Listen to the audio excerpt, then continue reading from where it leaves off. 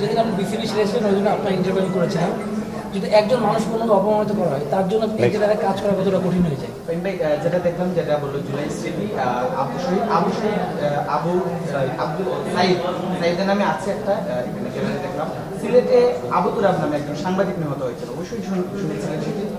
তুরাবের নামে তো একটা গ্যালারি হতে পারে, হতে পারতো, হতে পারতো। জিনিসটা হচ্ছে যে সবার নামেই হতে পারতো, কিন্তু যারা যারা যারা মৃত্যুবরণ করেছে তাদের প্রত্যেকের নামেই কিন্তু হতে পারে কিন্তু। বাট এগুলো যেটা হয় যে প্রতীকী হয়, কিন্তু এটা সাধারণত প্রতীকী হয়। বাট অফকোর্স আপনি বলছেন সিলেটের একজন আছেন, আমরা নিশ্চয়ই সেটা মাথায় রাখবো, ভবিষ্যতে যদি কখনো সুযোগ হয় তাকেও আমরা অন্তর্ভুক্ত করব। বাট এটা প্রতীকী, কিন্তু যেখানেই হোক এটা প্রতীকী। একজনের মধ্যে দিয়ে কিন্তু আমরা সবাইকেই সেই জায়গাটা দিই কিন্তু। বিপিএল এর এত মানে বড় একটা আয়োজন আপনি একা দেখতেছেন, মানে গভর্নিং কাউন্সিলের সদস্য সচিব, তো সেক্ষেত্রে যে নতুনত্ব আনার একটা চেষ্টা, আপনার ঢাকাতেও মোটামুটি চ্যালেঞ্জটা উঠে গেছে।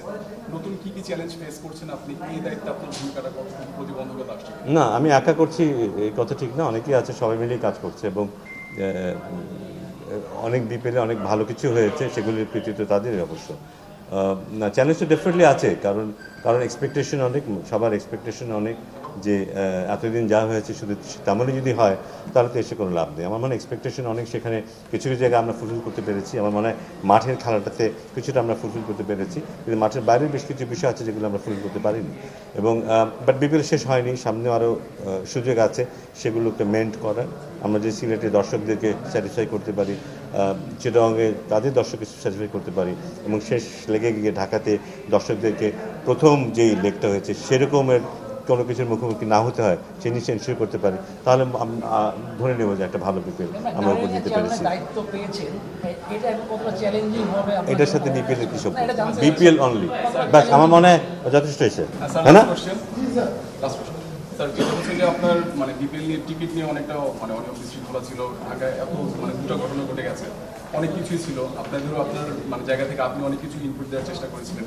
আপনার কি মনে হয় যে আসলে কিছুটা মানে দেখা গেছে আপনাদের মানে মত স্বাধীনতা কিংবা এরকম জিনিসটা আছে নাকি? BPL please. বিপিএল নিয়ে সমালোচনা প্রতি বছরই হয়, এবারে হচ্ছে টিকিটিং নিয়ে কখনো হচ্ছে, এবার দেখলাম প্রেস বক্স প্রস্তুত ছিল না, সকালবেলা প্রস্তুত করে দেওয়া হলো। মানে এটা তো একদিন আগেও করা যেতে পারতো আর কি। এই ধরনের ঘটনা সমালোচনা ইচ্ছে করে তৈরি করা হয়, কোনো ধরনের সমালোচনা হয়ে যায় না, আইডিয়ালি আগে থেকে প্রস্তুত থাকলে তো ভালো। আমি জানি না, এই মাত্রই শুনলাম কাছ থেকে যে এমন একটা ব্যাপার। না, প্রেস বক্সের কাজটা শুরু হবে হয়তো আজকে বিকাল থেকে বা কালকে থেকে।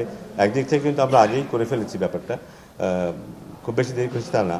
বাট আমার মনে হয় এগুলি আগে থেকে হয়ে গেলে খুব ভালো, তাহলে শেষ মুহূর্তে প্রস্তুতির ব্যাপারটা থাকে না, তখন হয়তো একটু টাচ দেওয়ার ব্যাপার থাকলে সেগুলি করা যায়। বাট